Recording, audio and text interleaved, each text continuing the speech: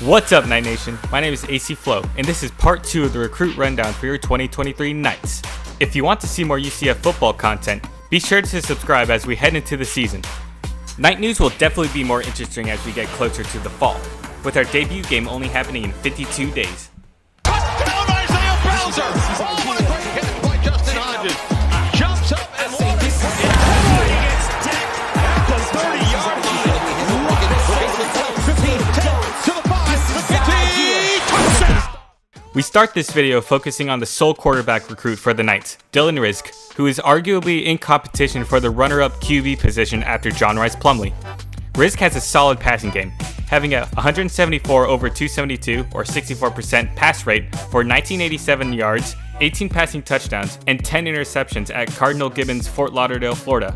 Along with a record of 47 rush attempts for 323 yards and 5 touchdowns, Rizk shows promise and sets up to be a good match for Gus Malzahn's rush offense. Next up is Alec Holler's possible successor, Randy Pittman, from Lynn Haven, Florida. In his senior year at Mosley, he made 704 receiving yards, averaging 14.7 yards per catch. Utilized more as a receiver, this tight end only made 56 rush yards, and he made 13 total touchdowns in his senior year. With the guaranteed exit of Holler this fall, Pittman has the potential to claim the starting tight end position for the 2024 season and beyond. Next we have wide receiver Jason Duclona, reigning from Estero, Florida. Duclona was a monster as a receiver, averaging 23.1 yards per catch for a total of 554 yards, resulting in 7 touchdowns. His senior year was highlighted by a 71-yard touchdown run. While popping off on the offense, Duclona has also showed a bit on the D. When needed, Duclona also played as a cornerback, where he had caused 30 tackles, 2 interceptions, and a blocked punt. So far in this video, we haven't had any recruiting battles for these players, that is, until now. The second rookie wide receiver we have for this season is Tyree Patterson, and he was split between choosing us and Florida.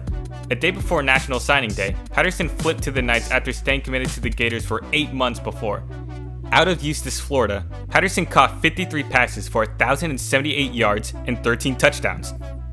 An interesting fact about the past 3 players is that they are all dual sports athletes, like John Rice Plumlee.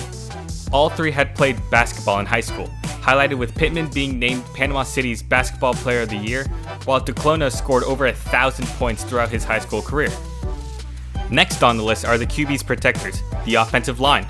First off, we have Jonathan Klein, an interior offensive lineman hailing from Cartersville, Georgia.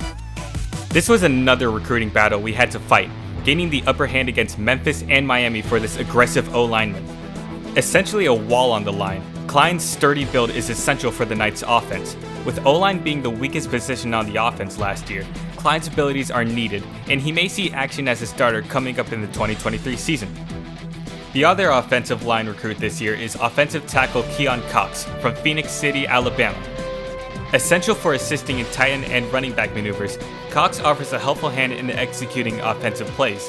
With Cox in the lineup, he will be a grateful addition for UCF's depth, something we need as we head into Power 5 play.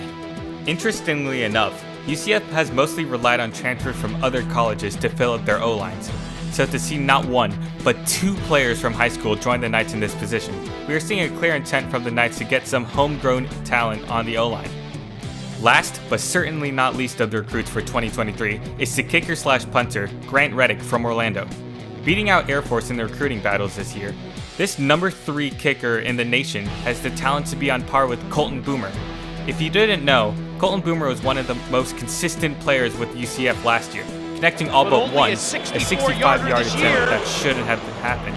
Field goal attempts last year. Knowing how well soccer players do in the kicking position, we should expect great things coming out of the freshman within the next couple of years. Well, that's it for the 2023 rookies. Make sure to subscribe to get more UCF content. Go Knights and charge on!